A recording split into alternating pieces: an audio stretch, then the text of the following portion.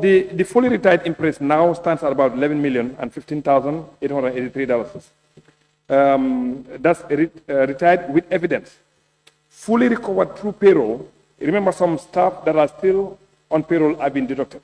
So far, they've deducted $4.8 million from employees of the government that failed to retire. Then the outstanding imprest still stands at about 18 million.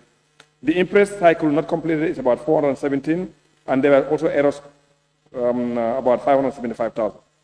So this is for the past more than 6 months now. So we requested the Accountant General to come and give us the latest update, because when you deduct from salaries, that figure should go down. So you realize that 4.8 million would be more, because people are still being deducted from their salaries just working for the government. On number 2, that the all unreconciled government accounts indicated in the audited accounts be reconciled by the Accountant General before the end of the financial year 2022. We have not get any update from the Office of the Vice President on that. And if you go number 3, that the government, through the Minister of Finance, endeavor to table before the National Assembly revised public finance bill and the revision of the Financial Regulations 2016 before the National Assembly. The last update we have is the bill is at the level of the cabinet, which is yet to clear cabinet for it to be brought to the National Assembly. The Auditor General consider, number 4, the Auditor General consider invoking powers under Section 160, subclause 5 of the Constitution, where discrepancies of criminal or fraudulent nature are discovered during an audit. This one, there is no further action needed on this, because all discrepancies of criminal nature are actually reported to the Inspector General of Police, so there is no further action needed. Number 5 also, same thing, there is no further action needed. Number 6, that is the update on the Accountant General's Department. There were a list of fraudulent activities that was done. If you remember when you presented the last report, and the first was the investigation at the seaport, that's the General Immigration Department, and the matter is in court.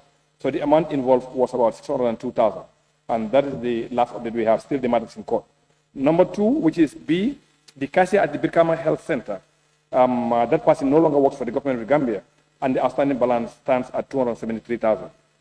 C, the suspect in the case of Birkama Sub-Treasury also no longer works for the government of Gambia, and the amount involved was 6,592,000. D, the suspect in the case of Kerewan Sub-Treasury. The person doesn't work for the government of Gambia now, and the outstanding amount still stands at 2.1 million. E, the suspect in the case of Janjambore Sub-Treasury. The person has passed away, and the amount involved is 521,000. And the 3 suspects in the case of the Director of the National Treasury also no longer work for the government of Gambia. I need to also bring to the attention of the members that there was one particular case that we mistakenly omitted in the report, and that is the case of the National Environment Agency. There was an issue of the delivery of certain items by the Director of Finance, and the NAO asked the police to investigate. It was about 5 million. However, when the police investigated, the amount turned out to be about 11 million. The last update we have was the culprit was willing to negotiate with the ministry to repay. So that's the last update we have. Now, if we continue further on the cases, there was also an investigation into the case of the Department of Parks and Wildlife also, and the amount involved was also $839,500. And there was also another case at the government of the Gambia, that's the mission in Guinea-Bissau, amounting to 390,000, and another case of 1.5 million. That's the mission in Paris. So all the cases right now, as we speak, they are at the level of the Minister of Justice. And we've written to the Minister of Justice to provide us a detailed update on the latest, but they were yet to respond to our letters. So on our next subsequent update, we will give you each of the cases, where exactly are we, whether they're actually in the courts or they are still lying down at the ministry. Now, the number 7 here, the Accountant General resolved all prior year closing balances, and the Auditor General has confirmed that adjustments will be made on subsequent government accounts, which means for 2021 and 2022. Number 8, the Minister of Finance must be part of any grant negotiation, and there's no update on that from the Office of the Vice President. And on number 9, the government projects shall use the IFMIS system. Again, I think the Accountant General actually has done a tremendous job in this area. 28 sovereign institutions are completed, and there are more that they need to complete. So 8 local government councils are also completed. 8 self-accounting projects are also part of the IFMIS, and 8 hospitals are also actively part of the IFMIS. Only 1 is outstanding. So they are doing a very good job on this resolution. Number 10, that any existing revenue collectors by third parties shall be handed over to the Accountant General within 90 days. Also, there is no update from the Office of the Vice President, and we are requesting them to give us an update latest by the end of September 2025.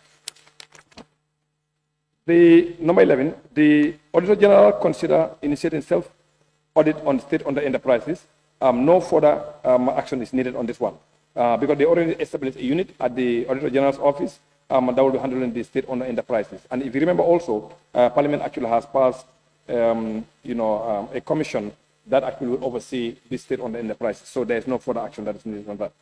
Now we go to the resolutions on the COVID. There is no update on that one. You see, if you look at it, there are about almost 7 to 10 updates on that particular one. There is no updates because what has happened right now, the matter was reported to the police for the police to do the investigation. The police have confirmed that they have done their investigation on the COVID resolutions, and they've submitted same to the Office of the Attorney General, and also a copy is given to the Office of the Vice President. So that's the latest update. So we are hopeful when the Solicitor General provides us with updates on the cases, the issues of the COVID issues will also be highlighted on those ones. So I do not need to go through the COVID resolutions because everything's right now at the level of the Attorney General's office, and we will get the latest update from them. Now I go to this one, which is the unreconciled government accounts. As I indicated earlier, there's no further update on that from the Office of the Vice President. Okay. And number 3, that the Minister of Finance must provide written explanation to the FPAC on or before the 28th of September 2023, stating reasons why 404 payments totaling 2.6 billion were made over the maximum threshold. We are yet to receive any updates from the Minister of Finance on this one. So the issue stands as it is.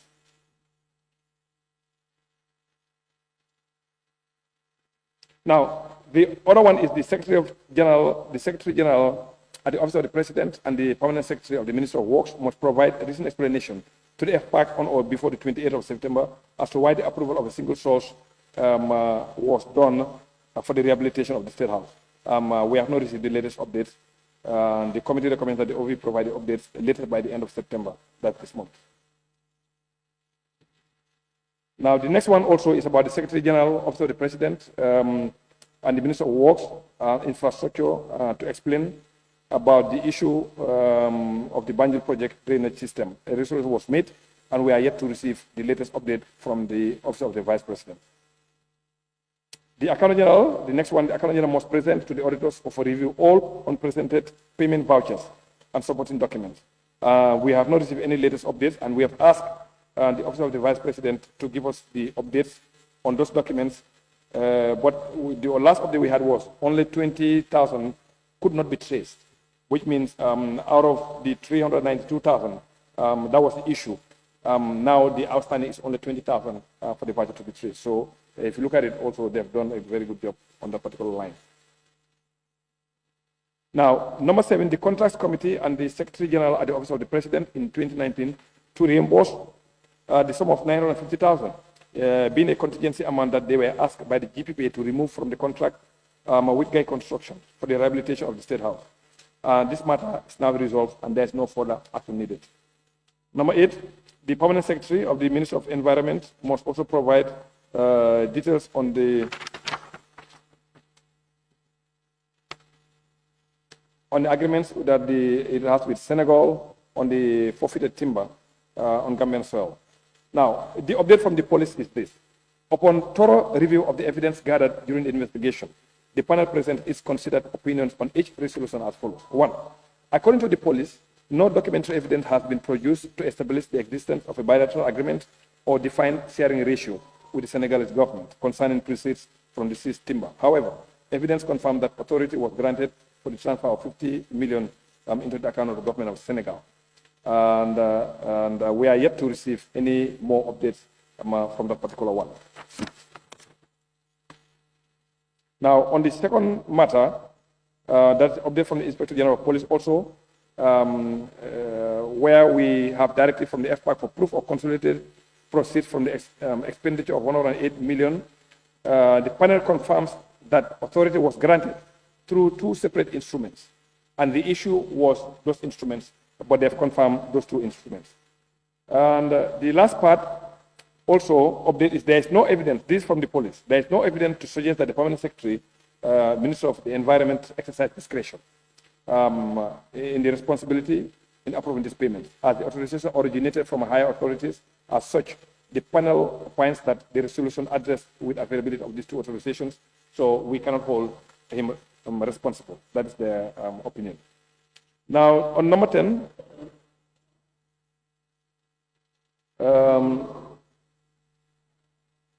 the issue of the procurement of the 15 vehicles. The latest update from the police also, no documentary evidence exists to support the change of the 15 motor vehicles from the contract specifications. While a verbal proposal to switch brands to Ford and Nissan Patrol pickup was attributed to the late IGP Mahmoud Diop, the panel could not independently verify this due to his demise. Consequently, there is no evidence to suggest that the Minister of Finance bears his sole responsibility. So there is no further action on that. Now, also the issue of there were two vehicles that were unaccounted for. Again, the latest update also, they were able to trace one at the office of the president, and the other one was also with the NDMA. So from the police, so there is no issue on that one now. Number 12, the result remained unresolved due to ambiguity in the vehicle's identity and accountability chain. Although FPAC directed that a Nissan Patrol pickup be delivered to Panchang PIU, yeah, there's a conflict here. But no MDA was clearly assigned a responsibility and no procurement records were actually produced. So the committee recommends an update from the Office of the Vice President by the end of this month.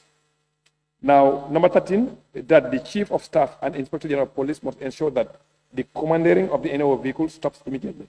That has been resolved, no further action. 14, the Public Utilities Regulatory Authority, PURA, must immediately levy appropriate fines on JOL, whatever that issue has been resolved. That the Department of Physical Planning must not issue permits for construction on fuel stations prior to the PURA's approval. We are yet to receive updates from the Office of the Vice President, and which we ask to be updated by the end of this month. Then we go, as we conclude these things here, that the Director General of the Gambia Bureau of Statistics, GBOS, must ensure that some payments vouchers amounting to 450,000 that were not presented for audit inspection are provided to the auditors before the 28th September. We are yet to receive the latest update from the Office of the Vice President. And number 18, also as well, the Gambia Commission must ensure that the monies involved in the fraud case concerning fuel coupons defrauded by their staff be fully recovered on or before the 28th. There is no further action, as the amount we've been told have been fully recovered. Now, number 19, that the principal of Gambia College must provide to the auditors on or before the 28th September missing vouchers. Latest update, based on the panel's finding, the resolution concerning the 17,589,000 initially queried as missing vouchers shows that while a portion of the transaction raised legitimate audit concerns, not all the vouchers can be classified as missing. Records indicate that some queried payments vouchers were indeed handed to the external auditors and acknowledged by Mr. Paul Gay, while other transactions relate to direct bank transfers that are traceable in the College GT Bank 2 account. The panel further notes that certain transactions, such as 100,000 EcoBank charges, VAT and deductions, do not ordinarily require payment vouchers, and their absence should be regarded as an administrative issue rather than a financial irregularity. However, unexplained cash withdrawal, including 750,000 debit from the GTCCU, the 10,990, we are yet to receive the latest update from the Office of the Vice President. And the number 20, that's the issue of the Birkama Area Council on the building. I think there was no further clarification is needed on that, because I think the committee has taken charge. That the last one, the CEO of Janjamuri Area Council must immediately provide all missing vouchers. The latest update was that The person responsible is outside the jurisdiction now. That's the latest update we get from the police. Now, let's go to this one. I think we are done now. Now, this update from the Kuntawur Area Council, the CEO, let's see. Now, the amount, there's an amount from the January Area Council that Inspector General must launch an investigation on. Yes, based on the panel's finding, that's the police, primary custodial responsibility for the missing vouchers points to the then Director of Finance, Mr. Alaji Mane, and evidence confirms the vouchers were formally handed over to him by Lamin Mane, process witness. So again, same update, the man is no longer in this jurisdiction.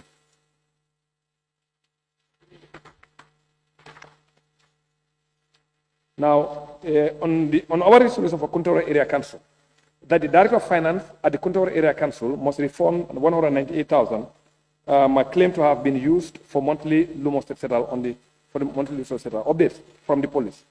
Based on the panel's finding, the resolution concerning the 198,000 claim for monthly Lumos settle shows that while Mr. Moroketa, the Director General of Finance, refunded 150,000 in compliance with FPAC's directive, there is no evidence directly linking him to the irregularity. The records indicate that in 2019 and 2020, an annual budget of 300,000 was duly approved. So the amount that FPAC wanted him to pay back was 198,000, but he has paid back 150,000. But he's paid, but he said he's not assuming responsibility, but he will pay. And the other one is Select Committee on Regional Government. Ombudsman, I think that one is okay. Now, the other one, number 24, is the judiciary to prepare their accounts for year ended 2016, 2022, etc. The National Audit Office has confirmed that the audit is ongoing. So there's no further action needed on that. Now, I think I should need to. So essentially, these are some of the latest things we actually have. Now, there are two things we've asked the Auditor General, sorry, the Accountant General's office to give a latest update on the issue of imprest. And we've also asked the Minister of Justice, the ministry, to provide us with the latest cases of fraudulent activity and what actually has happened. Because the police have submitted that, they've submitted case files to them for some of them 6 or 7 months, but they yet still to receive any feedback from them. So we are waiting for the Solicitor General to provide us with the update of all the cases that are fraudulent in nature to be provided to the office here, as well as the Accountant General also to provide updates. So these are the latest updates we actually have for you, and the committee is going to continue with the meeting those two institutions, and by the next session, we can give you a more comprehensive updates on every single issue that is not closed. On the number 2B, impressed from 2007 to 30th December 2025, 30th April 2025. And impressed holders not in the payroll, $6 million. Is there any explanation as to how this should be recovered? What are some of the mechanisms put in place by the Accountant General that needs to be clear? Honorable Speaker, impressed holders in public service, but not on payroll, $5 million, 817,500. What are some of the mechanisms for the public holders to impressed holders in the public service, but not on payroll? This amounts to $5 million. What are some of the mechanisms put in place to recover these imprest? These people are still in public service, but they are not on the payroll.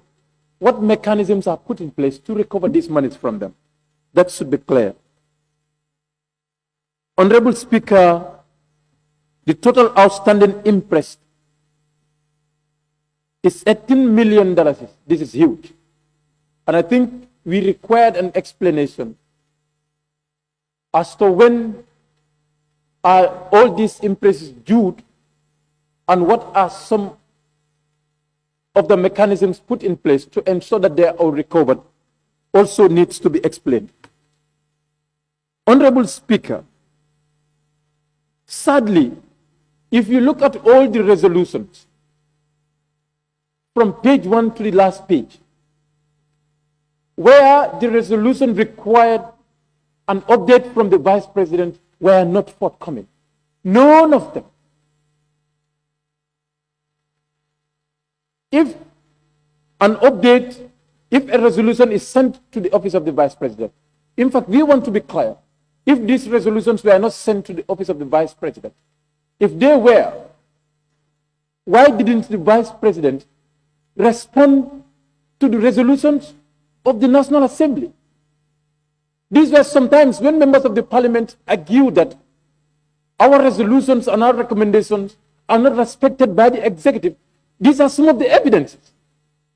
Because if the Vice President is not responding to our resolutions without explanation, because this report does not highlight any explanation as to why the Vice President, could not respond to those things. I wanted to use a more deliberate order of person to say refused to, but I would assume that why they could not do that, that has to be further explained. Honorable Speaker, let me take the Assembly to this place. Page 7.